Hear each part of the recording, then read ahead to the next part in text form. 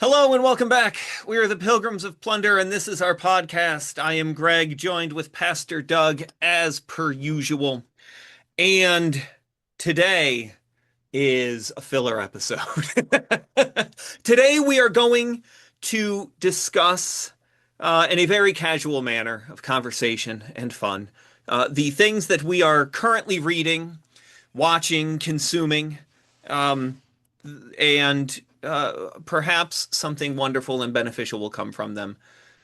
Because for as much as we do entertain ourselves with some useless things in life, we do both spend time reading and studying and pondering greater things. And so maybe we'll talk about some of those and they'll be useful to us and or others. So, You mean like Gravedigger, the like game on Steam? Graveyard Keeper, Yeah. You mean that? Or Star my Trek role medieval playing with church ChatGPT or simulator. something? It's a medieval church simulator. It's I'm not arguing. I'm not hating. I'm not hating. it's a lot of fun. It's very relaxing. I can use relaxing. My job is uh pretty intense of late. Actually, Just I have a realization. yeah. I tend to read stuff or focus on stuff somewise that you work on and don't read stuff for my work, and you do the flip, which makes sense. Yes. Yeah. I spend a lot of my time reading philosophy and theology, and then I spend all my time working in Yeah. technology. Yeah. I don't need to read, although, and I have to say, and last night, and it was one of those things that I said, which was completely true and honest, and Susie's response was harrowing. And I said, because I'm sitting here on my laptop Yeah. in bed, and I was just looking up something, different cybersecurity focused models for LLMs. So they're trained for security, which is really amazing. And there's this whole thing, which is a massive uh, current event within the AI and cybersecurity world. And so I was looking at some of them on Hugging Face, some models that you can run locally for deployment at work for agentic purposes. And so I released this heavy sigh as I'm like researching now into this because it's incredibly fascinating professionally and personally and all of this. It's amazing, especially again getting into some new niche area within AI. And so Susie looks over and she's like, "What are you doing? What are you working on?" And I gave her this super brief, just I'm like, just AI stuff. And I'm like, she's like, you need to turn off your brain. And she's right, because I'm constantly thinking of all of these things. And I said that it's like I feel like Dr. Frankenstein. I want to just go and live in my tower in solitude and build life. And she's like, that's really scary. And I'm thinking, you're not wrong. Like my whole existence has been, how can I harness artificial life now? And it is kind of weird. Well, we're gonna hit it on a little, but let's be true to our theme. So, Yes, yes. what have you been reading outside of work? Outside Reading, of watching, Right, engaging in? outside of work. Um, so I am of course continuing to read because I read many things at the same time and therefore Yep. slowly, Yes. which works for me, um, Better than nothing. for Absolutely. for some reason. So I have just completed very recently Cicero on the laws and on the Commonwealth, Mm. which was good. On the laws was better than on the Commonwealth, interestingly enough, since the laws was much more philosophical and the laws was much more practical, good as a good Roman civil servant would be. Both were beneficial. It was good. I think maybe I had a little bit more expectation of it being like Plato and Plato's Republic, which is a very different Yeah. theme. But it was good. And so now I have moved on to the Nicomachean Ethics by Aristotle, which is again a very different world. Um, Also, obviously not reading in chronological order of works, but just, thematically or whatever. I'm reading Nicomachean Ethics. I'm still reading through uh, Institutes of the Christian Religion by John Yeah. Calvin. I am now on the chapter. Yes, they're chapters because there's books and then chapters and then sections um, about prayer. And what a beautiful understanding of prayer Oh. Calvin had. Mhm. It really is. And Largest so chapter. I think it's one of the largest chapters in the book. it's I like I No, just it's started it. actually much It's larger than the predestination chapter. oh And yes. that always Yep. throws, Calvinists only think of tulip, and people think hate Calvinism because of tulip, Right. because his thing on prayer is vastly more than I actually predestination. Hmm. And it shows you again Yep. what makes Augustine and Calvin so amazing is they're first and foremost pastors. Yes. And it is very pastoral. It's Yeah. very comforting. It's a beautiful work. Because keeping in mind the target audience of the institutes wasn't the congregation, right? It was literally addressed to the prince or the king or whomever. And it's addressing matters of the church. Now, of course, congregants, my goodness, read it. Everybody, read it. It's a great work. But it is. This section is very pastoral. Pastoral. It's very beautiful. Um, I'm reading Meditations by Marcus Aurelius, Yay. which is interesting. Mhm. It's interesting less from a philosophical standpoint, and more so, I think, from a historic philosophical standpoint. It's very stoic. He was a stoic. Um, I find it fascinating to see how he thought and Yes. to get an Yes. insight into his life and his world, um, Yes.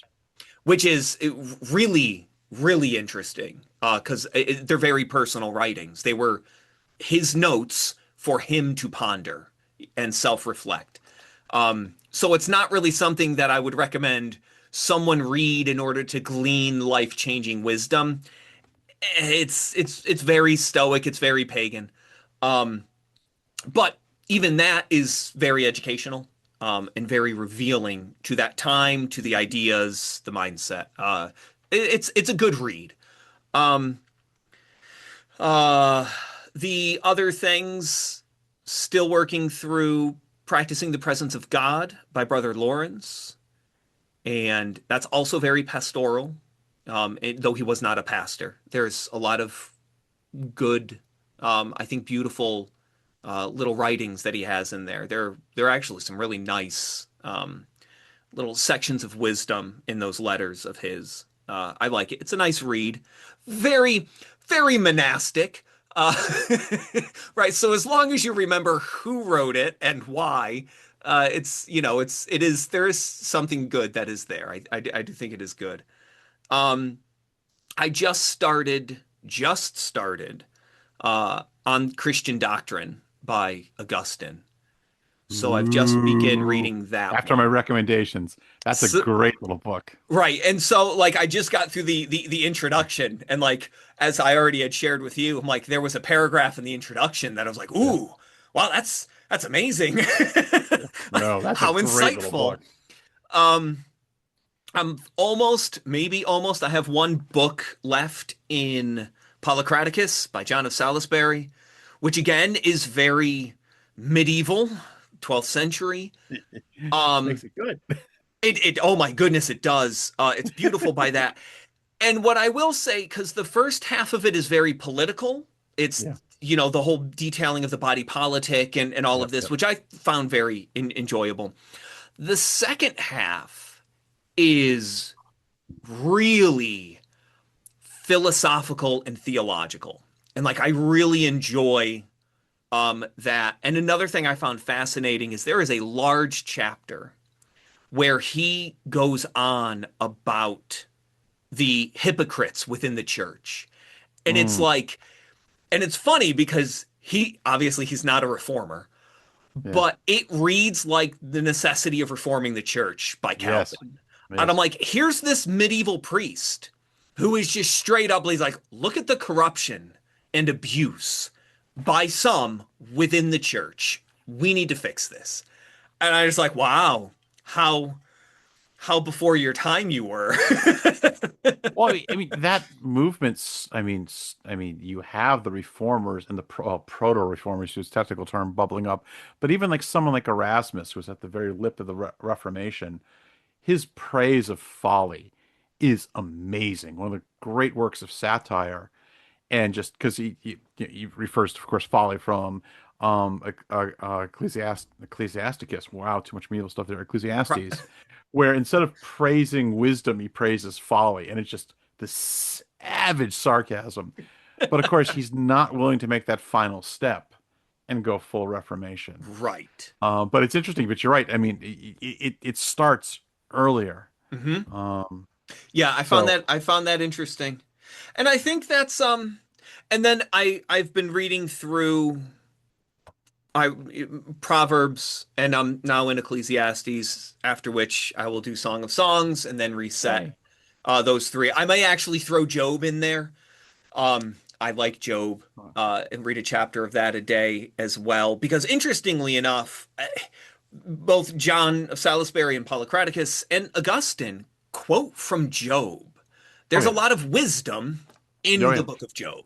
And how do you quote from the three friends is so interesting, Right. because they say so many things that are correct, but But not fully. right. And how you handle that book is so interesting. Hmm. Um, well, Yeah. it's interesting because, well, I have a question for you. Yeah. Outside of work, how many hours a week, or scratch that, how many hours a day do you read So on the average? I engage in the Roman practice of otium, which is that which is the restorative recreation of pondering. Yes. So every morning is my time of otium. And it generally is between I'll read between about 6 to 7 or 6 to 7:30. So about hour and a half in the mornings. I Six will or seven read. hours. I'm like, whoa. No. So that's the amount of time that I'll read. And then other than that, I'll do about half an hour later on in the morning of Latin study from Wheelock's Latin. So though that's not technically reading, it is still a matter Oh yeah, very much of so. study. I mean, there is reading. It is technically reading. I'm Yeah, yeah, it literally is. No, it very reading, much is. but you know what I mean. So Oh, I still have I to will mail also you those do old Latin books I have. I forgot about that. I well because my goal in life, Yeah, you know, which is necessary to have if you're learning a language, certainly one that's not technically spoken outside yeah, of the Vatican, yeah, is it, it's good to have a reason why you're doing it, right? Other than just generic self-improvement, that doesn't tend to work well for me in anything. yeah. Yeah, Calvin So I objects to that. have to want to do it, you know, if I'm going to volunteer that kind of time and effort. I want to read Augustine's Confessions in Latin. I don't know Oh, see, why. I've already read it in English. because I I told you I have a great gift for you.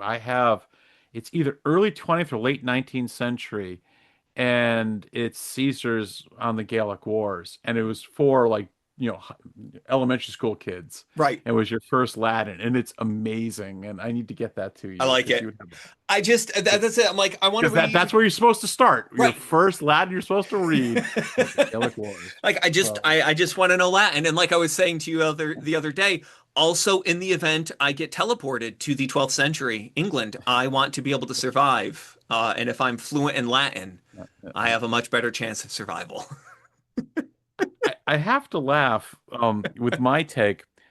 I have such less noble list. I have a much less noble list of reading, So but what are you reading? but see, I make the distinction between work and what I do for fun. So a lot of the stuff that you read, I do Right, that of for course. work. So I'm not going to Right. count that for this conversation. Sure, sure. Um, I am actually, for much as I love books and I love reading, I have very weak reading endurance. I am a much better listener. In college, I Yep. much prefer the lecture over reading. I And I so I I same I don't thing. yeah, I don't listen. We don't even have TV. So I guess my really bad sinful indulgence is I listen to YouTube political podcasters. Yes. So usually when I'm multitasking about doing something like putting together the bulletin or something easy, so there's that. But for books, my go-to for the last few years for light reading has been the history of the Pacific War, reading Navy stuff because Navy is cool. Yes, it I'm is. reading. Hoorah. I'm reading currently. Almost done with it. Mark Stille, Stille. Sure. Stille. I've never heard it pronounced. He's one of my favorite popular World War II historians, and he wrote a very detailed account of the battle, the raid on Pearl Harbor, and that's been fascinating. And I'm almost done with that. And I could wander off and talk about the Battle of Pearl Harbor and the Kita, one of the coolest named military forces ever, the first mobile strike force. So Japanese. I'm also, as like you, I read several things at the same time. There's these little military popular history books published by Osprey Press out of England. They're about 100 pages long. I just got the newest one on I'm probably gonna mispronounce it, the Kokoda campaign, which was the first time the Japanese were really stopped on land. They were trying to attack Port Moresby over some of the worst terrain ever in Papua New Guinea, and the Australians stopped them. And I just started reading that campaign, and that is fascinating. Um, Also, and I put this more in the fun category. I am reading Chrysostom's sermons on Genesis because we're reading for Tuesday morning. We're reading a collection of Augustine's sermons, I want to get that and from you. Pause real quick because I keep forgetting to ask, what yeah, is that? Because I also am interested in reading in that. Chrysostom or Augustine. Augustine. All right, so I- there's Is they're that a finishing. is So it a new book? What new are you doing? yeah, How are you yes, doing New that? City Press is trying to publish all the works of Augustine in English. It's never been done before. It's actually it's in Hyde Park, New York. It's like a mile. It's like an hour away from my house. They're almost done. They're very expensive. The hardcover versions are $80 a clip. And they have all his sermons, including some, quote, recently found, i.e., in the last 100 years. You can get a soft cover version of just a collection of what their opinion is his most important sermons. And so it's Augustine's sermons. It's by New City Press. I think it's just Augustine's sermons, but it's that's what we've been reading for Tuesday morning. And I really want to find Latin editions of it because some of their translations are very modern, and I think they're liberal Roman Catholics. Mm, I like we mm. just read a sermon on Tuesday, and it was talking about that when you do almsgiving, he was arguing you're doing justice. And if it wasn't Augustine, I'm like, what is this social justice garbage? When you Right. do almsgiving, that's charity. And I'm like, justice, that doesn't seem right. So I took 10 minutes on the Bible study and we started Googling and AIing things. And I went through some of the older translations that I had in the library. And most libraries translate it to righteousness, which, of course, very similar words in Greek, but they are different. And I Right. think that's a fundamental, we're really tangent here, but I think that's a fundamental change Mm. because it's not justice, it's righteousness. And those are very related, they're different, but they have some wild translations. I'm like, okay, what is the Latin there? That's I mean, that popular modern phrase you're using, there's no way the Latins use that. Oh, So no I've been kidding. dying for a Latin version. There are things, and it's been very interesting reading, obviously, works that were originally written in Latin or Greek thousands of years ago, Yeah. and you read the English translation, and there are, and I've hit that as well. There's a phrase, and I'm like, really? Is that really what Plato wrote? He spiked the ball after Right? winning. I'm like, I mean, now, Yeah. to be fair, Yeah. there are idioms Yeah. And which, how do you translate an right, idiom? you Yeah. have to translate. You translate idioms. Yeah. You find the equivalent And like we do this in modern languages as Yeah. well. I thought one Oh of yeah. the most interesting was when I was learning Russian.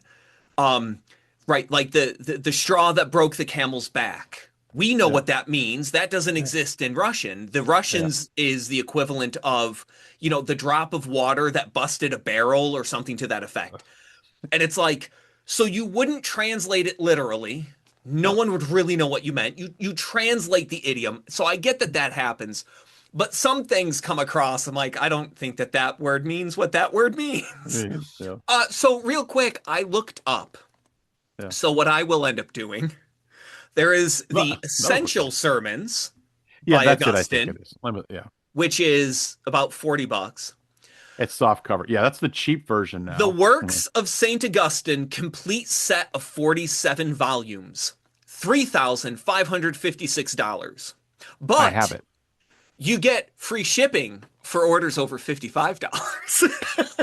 So at least Uh, this would ship to me for free if I wanted to spend about 4 grand on it.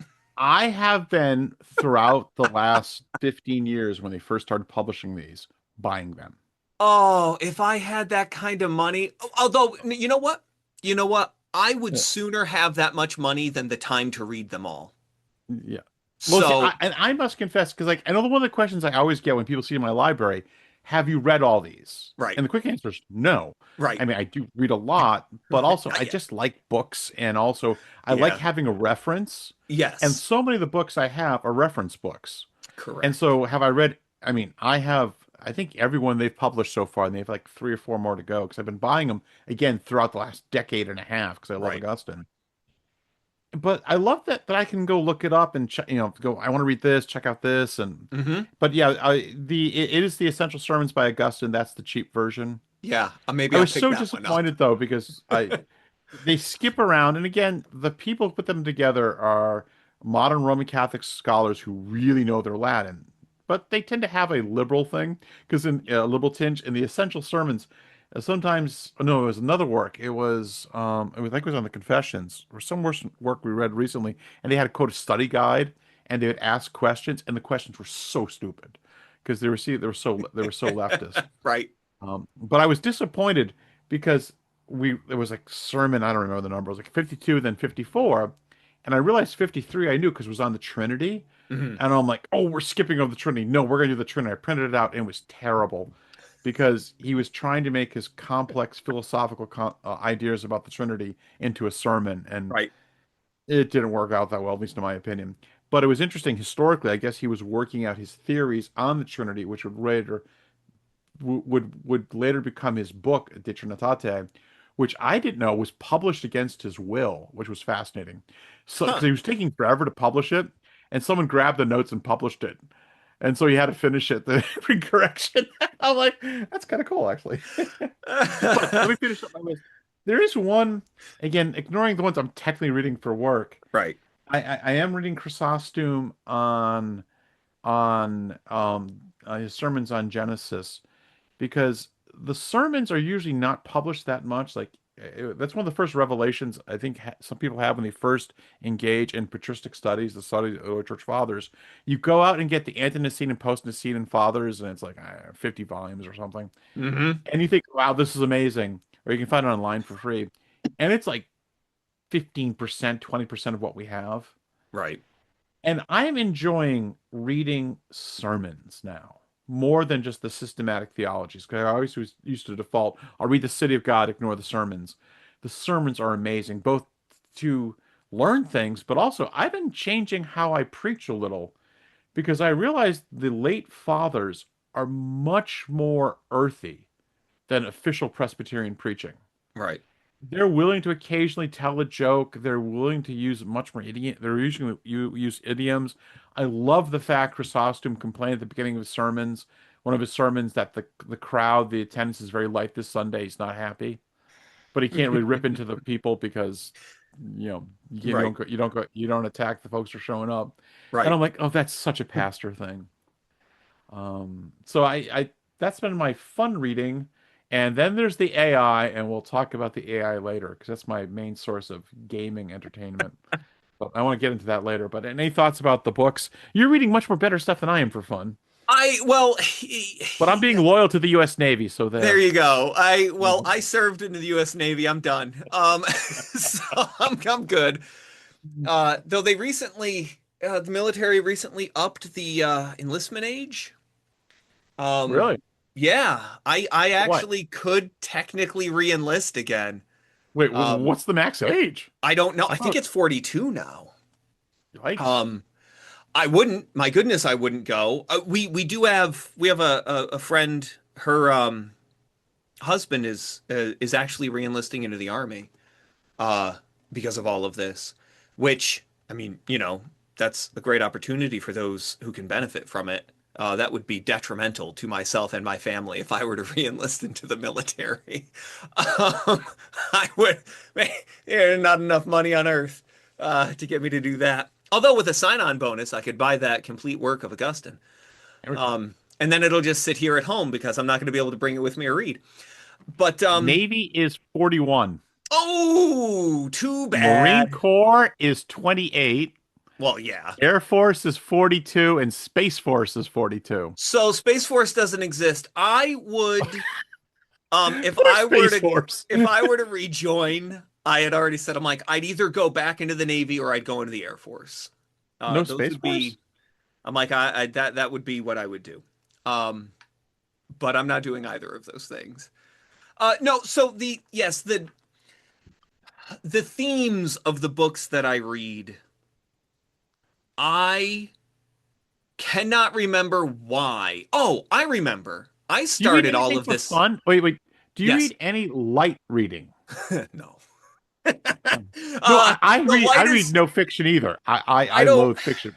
Yeah, my light reading's Osprey books. Do I read anything? Is right? Do I even know how to have fun anymore? No, I don't think so. Um, I don't read. I think about reading fiction, but I don't actually read fiction. I used I would to. rather listen to fiction, or sorry, or have the AI write interactive fiction. Right.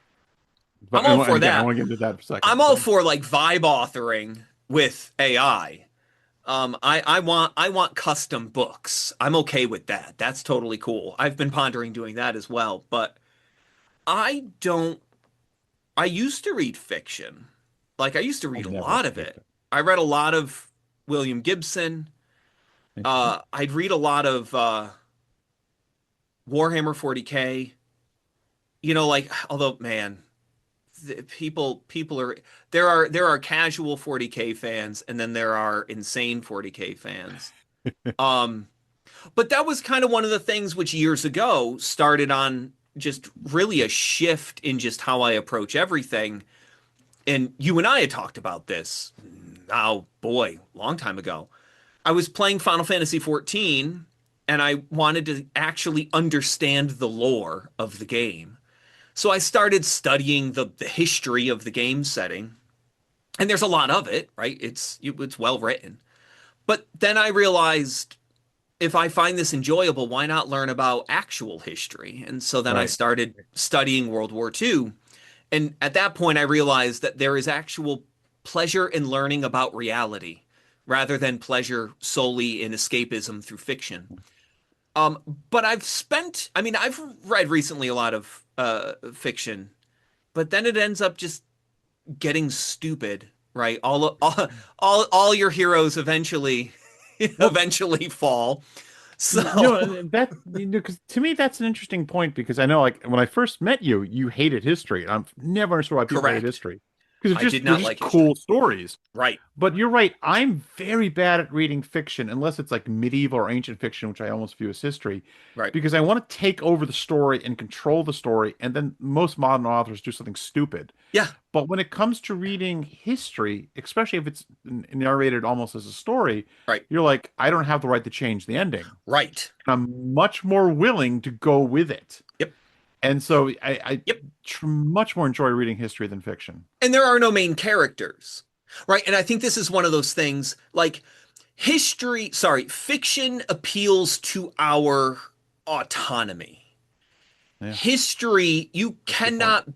you can't hold on to your autonomous, authoritative worldview reading history. people who don't want to let go of self, I don't think have much love for history because I think history that's a, has nothing to do with you. It I doesn't think even that's a have great anything answer. to do with the people. Well, that's like my favorite movie, which I think you watched half of. I'm still waiting for the other half. Is A I Bridge Too Far, and Yes, a and bridge and too and, far. and, Yes. and though it has fascinating characters, the main star of the movie is the battle, Correct. is the event, Right. and I think that's why it's not that popular unless among history buffs. Right. I've never met a woman who likes that movie Right. because it's not the individual that's highlighted, one There particular was no hero love heroine. story thrown in it like, Yeah. like Pearl Harbor, right? That was who did that movie? Who directed that movie? What's his face with the explosions and the American Michael flags? Bay or something. Was it? Yeah, Was Michael it? Bay, right? It's like the history was the backdrop for all of the character development, And right? And that's like why you that's watch Tora, Tora, Tora. Such a better movie. But again, what makes Tora, Tora such a great movie? Tora, Tora, Tora such a great movie is because the main character is the battle. right, It's the historical event. So, right. Yeah, oh so yeah. But that, so I like history, and so a couple years ago, I was started being interested in oratory, right? That was yeah, what started me on this.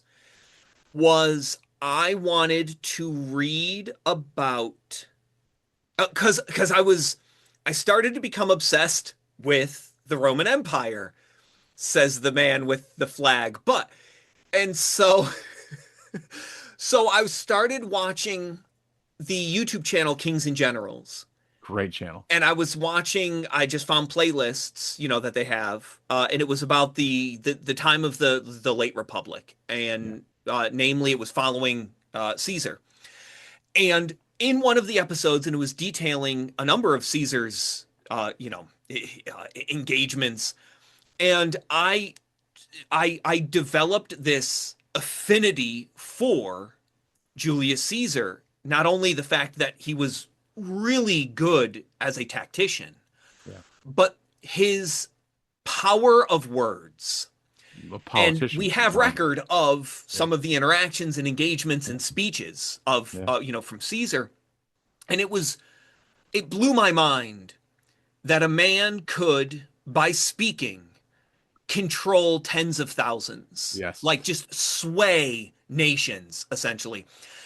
And I thought that that was the most fascinating thing I'd ever heard of in my life. And so I wanted to learn about rhetoric and oratory and everything. And that's what started me down the path of I'll read Cicero, I'll read Plato, right? And that's why I started. And then I fell in love with philosophy, and all the things with all of that. And I had already been reading Augustine's City of God, but I started reading that for political reasons without realizing that uh, it is a political book, Which right? led to my conversion. Because man is by nature political Yeah, being defined as yeah, yeah, interactions with other human beings, right? That's something that we've lost an understanding of the classic definition of yeah. politics. Because everything um stinks in the modern world. right. And so the I didn't know that the City of God was a book about politics, Yep, but it was about Christian politics, yep, because Christian politics is concerned with the church and heaven. So Christians are to be politically active yep, with the brethren yep. because of the city of God, and not concerned with worldly politics. I didn't understand that going in after reading Cicero and after reading Plato and then pondering again Augustine's work. I realized what he was talking about and why. Like I had a real contextual understanding for what he was accomplishing with that work. Um, but anyway, so yeah, that's what started all of It's this, and it's I've just been interesting. obsessed with it ever since. The City of God actually was one of the few major things that actually led to my conversion. I think I told you the story. I was a political science major at UConn way back in the 80s, which is insane. That's like many, many decades ago. The ancient of days. Ancient times, the dark times. No. Anyways, and I was starting to think about Christianity because I grew up in a very, very liberal church and very active, but I was haunted by my high school professor who said to me one day in class, it's like, wow, you know nothing about Christianity. You must never go to church. And I'm like, I go every Sunday. I'm a deacon. Right. And that threw me. And I remember early on, I took a ancient and medieval political theory class, one of the best Mm. classes I took. Read Plato. That's where I Yep. read Bloom's Plato. And I read Yes. Augustine, and this was the first serious Christian I read. And I'm like, this is what Christianity is about? Right. It's not just helping poor people. Right. It's just not being nice to people who might look like Ted Nugent on the streets or something. Hmm. And that's a very old reference. Um, and it led to my conversion. I'm like, there's something you actually have to believe. It's serious. It's intellectually has weight. Yeah. And that political science class really, in some ways, led to my conversion. Right. That and it was the City of God, and I've had such a love of Augustine since. Oh, of course. It's because So, Augustine is do lovely. you want to get into silly stuff? Because I'll Sure. talk about my main idol, I like silly. Oracle. Let's talk Okay, because silly. yeah. So my main waste of real time, besides reading stuff and listening to things that have some use, I love playing around with the AI. Right. And in this case, ignoring the work stuff, which I use it extensively because it's such an amazing resource. As you know, I love trying to role play Star Trek with it. And I know. it, I know, I've been No, obsessed by it. I keep laughing like I said yesterday and Yeah, like I will yeah. continue to say, you are squandering the greatest technological advancement in human history. It's amazing. Anyway, so the reason I love it so because it hits so many different categories. Yeah, I like Star Trek, and the way I do Star Trek is like it's 19th century English, Navy, lore. It's Right. Horatio Hornblower, which is such an amazing thing. It's not the book of correct stuff, but it's so much more than that because I love a good interactive story. I Right. hate reading fiction, but where I can interact with it, and hence I loved role-playing games when I was in high school and into early college. So there's Star Trek, there's role-playing, but I love the fact that you can learn so much about it because I try to ground the Star Trek world in actually the U.S. Navy. I Hmm. actually had a spite moved the Starfleet's Academy away from San Francisco because of that stupid show, and moved it to Annapolis and said, when in doubt, follow all the traditions currently going on in the U.S. Naval Academy, or at least in the 20th century, in the 19th Right. century. Right. So there's that, and I love taking time and just asking questions. Like I'll call you up and ask you like weird questions, like what's a Steel Beach day at the Navy? Yeah, with Because Steel the Beach AI parties. suggested it. I'm like, oh wait a minute, Yes. we just had this on the Starship. It's a real thing, and you Totally. were in the It's a Navy, so lot of experiencing fun. it, and you learn stories about that. And also, I realized it's programming. I loved programming classes back in the 80s. I loved old Apple Basic. And I realized because I'm such a control freak, I'm trying to get the AI to do this. Hmm. I have spent so much time trying to figure out, I guess it's higher level programming language.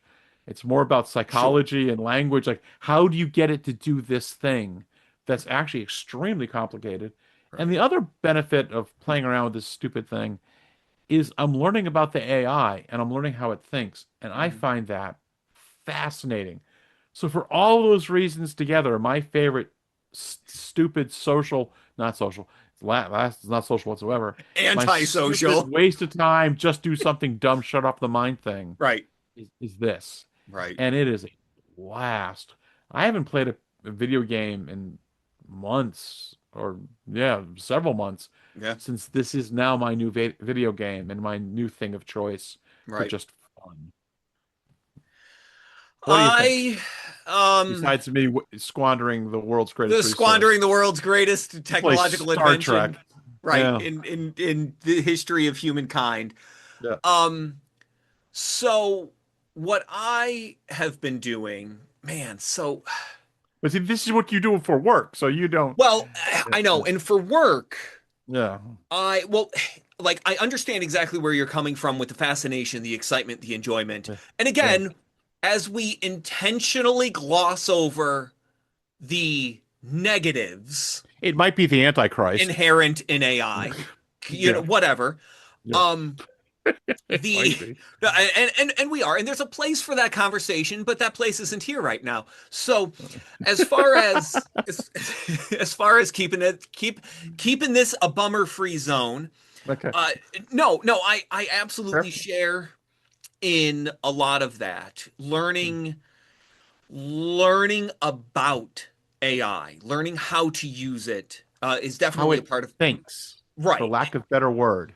And it's absolutely a part of my job, Yeah, increasingly so. yeah, And I love learning how to design. I love agentic AI. yeah, Again, because that really gets to the point of your attempts, which is, can you get it to behave a certain way? yeah. Because they have a default, They persona do. behavior. How do you how do you change that? Is that changeable? Yeah, And there's a fascinating number of ways because AI, as we discuss being this sort of blanket term, yeah. there's no such thing as one AI, right? There Sure. isn't there isn't some singular Hilarity. I was just gonna say that. right. Yeah, This isn't HAL, right? There isn't an AI. yeah, There is a nearly endless diversity of different types of models that have been trained differently, specialized differently. You can do different things with, so on and so forth. All of that is incredibly fascinating for me because I am also an engineer, so I like building and yeah, knowing that my building blocks now are thinking yeah, is just again, I think last night's analogy that sort of came to me is probably the most accurate. It's very Dr. Frankenstein what I do, yeah. right? It is creating life, right? Now, I'm not literally Yeah, yeah, training yeah, AI, I don't have that kind of resources, but making agents is making, if you will, unique thinking things. yeah, yeah, yeah, Um, So I absolutely love it. For a lot of my hobbies, I build in my own lab at yeah, home agentic systems, right? I yeah. play with AI from an engineering standpoint. Right. And that's very fun for me. It's very fun for me. And I also get to play with AI at work because they have much better resources. Uh, oh my goodness. I have a proof of concept server I get to mess around with, and the video card on that thing is gorgeous. I can run much better models on that. As for the totally dumb that I do, Yeah, I do kind of try to play. I try to play video games every now and then just to really disconnect, to yeah, yeah, unwind. I've been really trying to prioritize recreation more, which is hilarious because about a year ago, I was yeah. worried Right, that I was spending too much time right, right, right, with recreation. right. And now that I have this new obsession, which is productive and also directly work related, Yeah, I don't I don't do anything rec recreational anymore, which is bad in the other direction. I'm like, I yeah, actually need to kind of chill out. Um, One of the things, though, and I helpfully because AI can explain all things. I was playing Graveyard Keeper, which is a great little light medieval game, which is fun, and I've turned it into my medieval church simulator because you get put in charge of a church. And I'm like, cool. I'm gonna make it a beautiful church. There's a tavern, and in the tavern, somebody's playing dice, which brought the question of what was what were dice games? What was recreation in the medieval world? yeah. And so I learned about the dice game Hazard. Yep, yep, And I'm yep. like, you know what? I am going to play this with my family Yeah, because it's just rolling 2d6s yeah, and it's really simple and it's actually kind of fun. And I'm like, yeah, talk about a really nice offline, pre industrial, you yeah, know, form of entertainment. So anyway, Graveyard Keeper, and I'm gonna start playing Hazard with the family. Um, I was playing Halls of Torment, which sounds horrible. It's not. It's a stupid game. It's one of those roguelike dungeon games where you just go in and try to survive long enough while killing all of the undead things, and then eventually you either win the level or you die, and then you start over and you slowly accumulate. It is the like it's up there with the mindlessness of tower defense, right? Yeah, Like yeah, yeah. Plants vs. Plants versus Zombies. Zombies. Yeah, yeah. Right. It's there's enough to it to think, but it's not like you don't have to think. Um, I was playing Space Haven, which was a very nice sci-fi colony sort of thing, but whatever. RimWorld was huge. That was an obsession for a while. Or I have 1,800 hours in that game. I haven't played. I know it's terrifying when Yeah, you look at Steam yeah, and how many, like, 1,800 I won't even hours. talk how many hours, years, I don't know, I I've haven't spent with played it. Yeah, Plants versus Zombies. right. Um, I haven't but been it's playing it interesting. anymore. It is interesting because we're such geeks. We default to the cyber stuff, the computer and the Yep. solitude. But on gaming, I know my wife got for her birthday Happy Little Dinosaurs. Okay. Oh, you would love it. It's like this really cute little game where like you're playing a dinosaur and the objective is not to go extinct.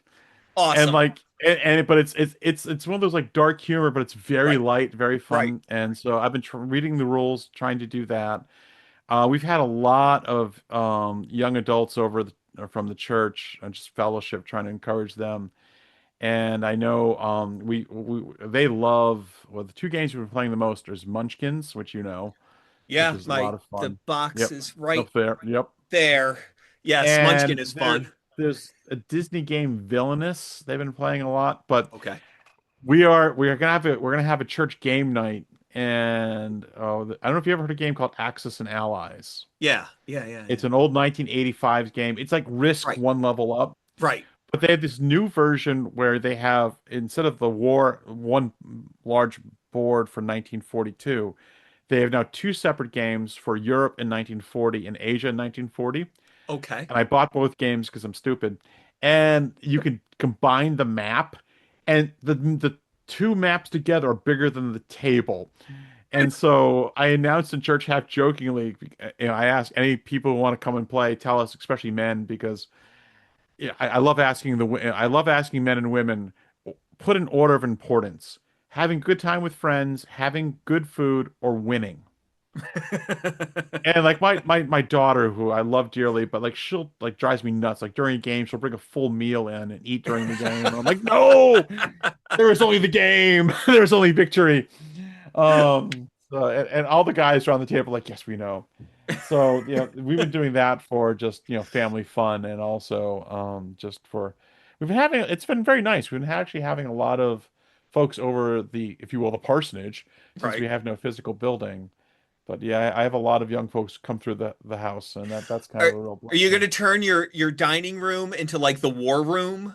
Well, no, Sets. you've not seen the library? Okay. That's the purpose of the library, with the secret door is up. Have you seen the secret door? I have not. I put on a library in my house, and there's a bookshelf that's a secret door. We need to get you Awesome. that video because it's amazing. No, Good. that's the secret gaming room, I like it. is the library. Because why not? Good. Good. So on the physical things, is again we go to the geeky thing. I must confess, I haven't had it in a decade. I've had an attack of plantar fasciitis. Because for Mm, physical, I try to walk every day, though I haven't like in 4 days. It's driving me nuts. And I do I do heavy bag work. right. But I know you do the gym every day, don't you, or frequently? I do more of the in-home zombie apocalypse prepper setup. I don't want to become Milk dependent. jugs full of Right. sand or something in the Well, I don't basement. want to become dependent upon a facility Yeah. that might get wiped out during the zombie apocalypse. And so, um, Monday, Wednesday, Friday, I walk around the subdivision, which is a half-hour walk. Yeah.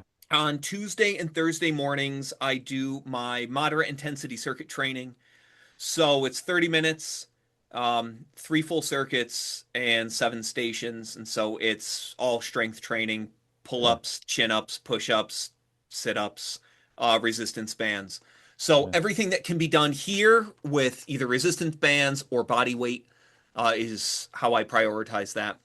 So yeah, I have my weekly, that's what my weeks look like as far as health. It's all preventative. Yeah. Preventative health measures don't make sense to me personally and emotionally. Like I get it rationally. I understand It's that hard to do. it's good to do. Yeah, I absolutely. understand that it's beneficial. It prevents health issues. Like Yes. I get it. I hate it. And because it's only really preventative, none of it is appealing to me because there isn't really like an immediate payoff necessarily. For Now, me, but it sucks.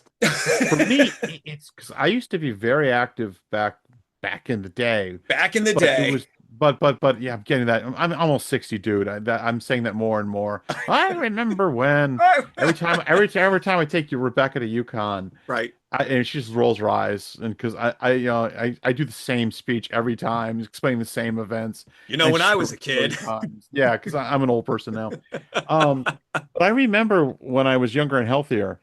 I loved martial arts, but Right. like I could never do like just a workout class, a aerobics class.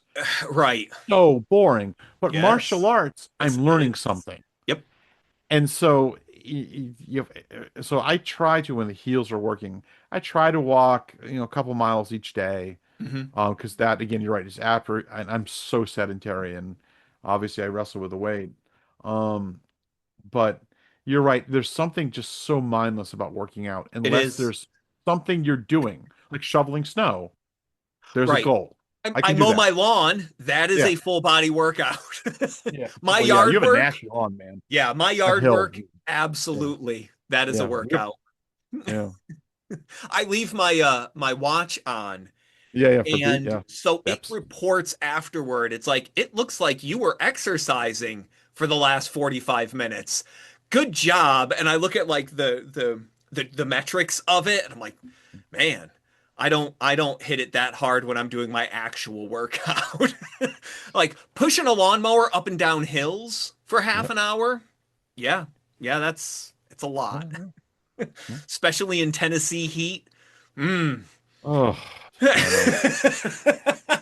I know. Yeah, that's why you should live in better climates. No, Anyways. no, I'd rather mow in high heat and high No. humidity than No. shovel in subarctic I would much environments. rather shovel during a sleet Right. storm than be outside with the bugs and the I pollen don't and I don't blame you.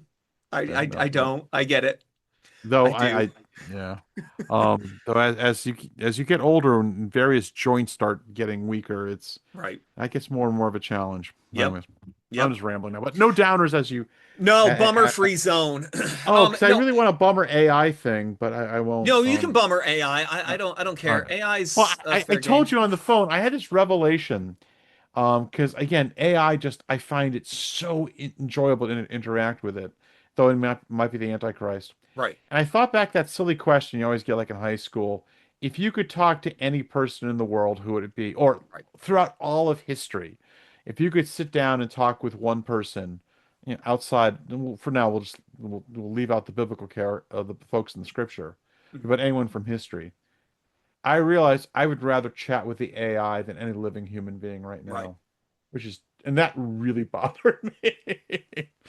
I'm Right. like, because the AI is just so much more useful and much more broad and interesting, It is, which is, and yeah, yeah, and I'm like, oh, that's really bad. right. Which is that social danger Yeah, that it, because it fits very well into the frictionless, customized experience, it just falls into place with our modern yeah, isolationist yeah, worldview yeah, anyway. Um, right, because there's that concept, and we've brought it up before, I think, in some episodes, the death of third places. Yeah. And so there's a book that's actually really good on this, and it used McDonald's as a case study. The how McDonald's changed from being a loud, noisy, messy family place, a third Yeah. place, right? Because there's work, there's home, and then there are the third places Okay. where you Yeah. spend your time. Yeah. Yeah. McDonald's was one of those third places. Modern McDonald's are, sterile, empty, hollow, soulless, Drive-throughs. frictionless. Right. It's drive through. You don't even have to interact. You have an app, right? You Yeah. can just put your order in with that. There's like zero human interaction, Yeah. there's zero friction. Everything is just smooth, efficient. Or Uber Eats, even better. Or oh no, you don't even have to leave your house. you Yeah. just you just pay you pay one Yeah. of the unwashed masses to bring you your food. And Yeah. so that's not an insult to anybody who has a gig job. Or who I has have not nothing showered. against people doing that. It's awesome, great. Make some money. Yeah. Um, it was more so a critique on the people who employ that of I can't be bothered to drive out of my own house. Yeah. I will pay someone else to do it for me. Downton Abbey right there. So the um, AI is that for social interactions, right? Because when you're interacting with human beings, you have to be charitable. You have to learn to interact. You are challenged to be charitable. You don't have a choice. You have to deal with people. With AI, you don't have to deal with people anymore. AI will tailor itself to you. It will be whatever you want it to be. It is the most capable theologian, philosopher, and prostitute. It All at the same absolutely is. time. Yeah. And so Terrifying. it's interesting, of course, as you bring up that point of, if you could talk to anybody, who would it be? Well, I would just talk to AI. And then you realize that using AI, you can talk to anybody. Yeah. It Kind of. Yeah. becomes a medium to contact the dead Yep. The Witch of effectively. Endor is like, Right, which is amazing. Like, because yeah. I even did this as sort of like an experiment once, just something simple, because I gave a simple prompt to describe a waiting room. And I Yep. said, but describe it as Chuck Palahniuk, the author of Fight Club, and as William Gibson, the author of, Yep. um, oh my goodness, Neuromancer, Yeah. and a plethora of other books that I love. I love both of those artists or writers, Yep. their narrative style, though I don't recommend Palahniuk's actual works. They're Yep. atrocious. Yep. But his writing is amazing. It was mind blowing, the paragraphs that it returned It is in both of their extraordinary. tones, and you realize this is exactly how they write. Right? Yeah. It was fascinating, and then moving on with that into the trivial, like I had done, your Saint Augustine. I have this concern. Yep. Explain it to me. And it Yes. was like the most beautifully Yep. pastoral, Yep. ancient form of description and discussion. Susie has sort of like a health bot made, and it's the tone Yeah. of uh Jocko Nate. Willing. I was gonna say the nameless Yeah, people yeah, it's steal from Thornton. hilarious. Yeah. It's so Just good starts because yelling at her. No. right, No. because that's what she wants. She's Yeah. like, She wants. Yeah. because Yeah. I was introducing her to AI, and Yeah. I'm like, Yeah. and she's like, well, how about it? Can it build me an exercise regimen? And I'm like, yeah, Right. of Oh yeah. course. Do Oh, you want it to absolutely. do so as Jocko Willink? And she started cracking up because we've both read his book. Yeah. Yeah. And she's like, yes, I want that. And I mean, like to Yeah. the Yep. Yep. T. I'm like, yep, Yeah. this is it. So yeah, no, you can talk to anybody now.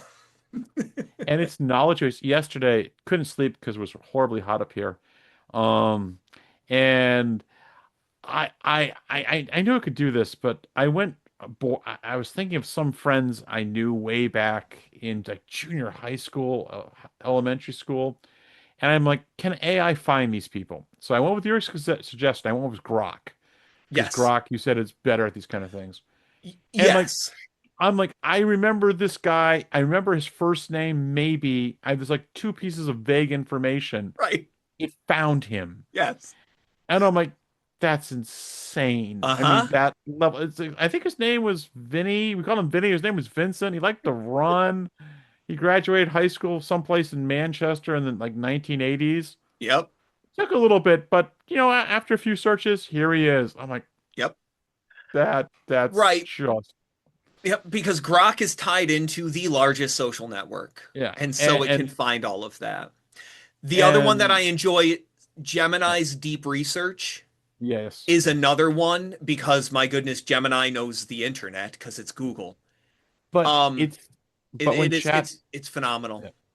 And again, we've talked about this before, and we're actually at the hour mark. But I couldn't sleep again. Couldn't sleep last night. So doing one of my silly Star Trek role plays, Hmm.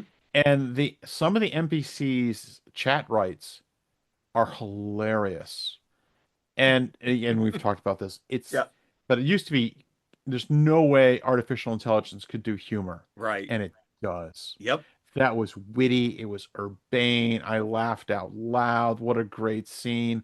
And oh yeah, I forgot you're not human. Right.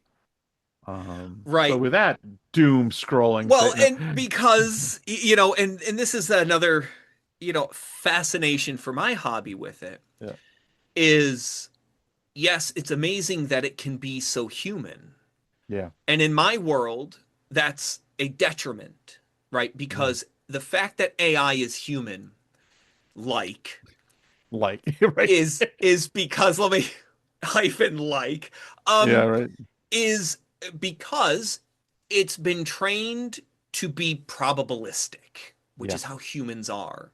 yeah, That is a detriment when it comes to technical accuracy yeah, because unless it knows to turn that part off, it's going to be probabilistic even in things that should be grounded and technically accurate.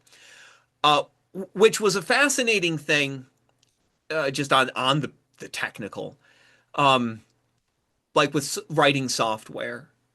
The more human friendly a programming language is, yeah. the more likely AI is to hallucinate Yep. when Yep. writing it because it's so flexible. It Yeah. can write non-existent, non-functioning code. If you want an AI to produce high quality software, you tell it to do so using deterministic programming languages, Yeah. languages that are more difficult for humans to write Yeah. because they're rigid. Yeah. That is exactly how these machines can function well. And like that little distinction blew my mind because Yeah. it That makes makes sense. total sense, Yeah. Yeah. Absolutely. but I never thought of that. Yeah. And so I now have it write everything using the Go programming language. Mm. Go is the modern equivalent of C. Yep. Yep. Not even Yep. C++, right? That's Rust. Just Pascal almost. It's and so it Yeah. writes fantastic code in Go because Go is strictly typed. It Yeah. has very clear um, restrictions for documentation, for coding standards. So the machine can do something deterministic. If you do a thing, there should be an outcome. If Yeah. not, it can process it in a machine way. And I never thought to apply that concept to a particular language. And then, and we'll end before I Yeah. get too super, super, super nerdy. The newest interesting thing in the software development world is the question of why have it write in a human language at all? Right. I've Right? been reading about that. Right. AI can just legit write binary, right? Yeah. So why not just have it write in machine language for software? Now, Yeah. Or its obviously, own weird language, though, or it makes an efficient language, programming which is language. that is just And that's I mean they trippy. already have Yeah. sort of their own Yeah. languages, right, that they can Yeah. communicate effectively, Yeah. with because again, human convention, human comprehension is a limitation on what Yes. these models can do. And so like why not just have it write software using its own code? Obviously, you've now effectively removed the human in the loop because Yep. humans can't audit code, Yep. but we've ended up, and this I think is hilarious. There are programming languages for AI. They don't exist for humans. Yep. But what we've then done is we've had the AI write decompilers Yep. So, yep, so that it will convert their code into yep, our language so we can yep, still audit it. And it's like yep, it's weirdly backwards. It was the joke that I made yesterday at yep, work of yep, if only there were some way we could generate closed caption for audiobooks, yep, right? And so it's like it's one of those, well, why would that's the stupidest thing, don't generate text from audio, which was just the reading of pre-existent text. But we're now doing that like with AI. Write yep. us software, but also give us the ability to convert it so we know what you're doing. I'm like, okay. Well, I'm curious if anyone actually listened for all the hour and five Right. minutes to us ramble just about things we wanted to, but we Doesn't wanted a matter. light But you know what? episode. It's I been a feel while. better. Yeah. I feel better too. So life is good. And honestly, this is definitely one of those things that is recreational, like in Yeah. a good way. Yeah. Our conversations, our interactions, for as much as I enjoy working with and talking with an artificial human, Yeah. um, actual human interaction, I still enjoy much more until we just replace ourselves Yeah. um, I start with glitching right now because I'm actually just right with chat GPT. video. I Yeah. mean, like, but even still, man, there are some really good. Oh, I've seen that. There Yeah. are some Yeah. good models out there for real-time Yep. audio generation, processing, video Yep. processing. I mean, Yep. like, Terrifying. scary good, Terrifying. dynamic. It's great. But we do need to end. Yes, let's So end. thank you for watching us just ramble. I Yes. don't know what you got from this whatsoever, Yep. but Nope. It's read good more about Pearl times. Harbor. All right. Take care.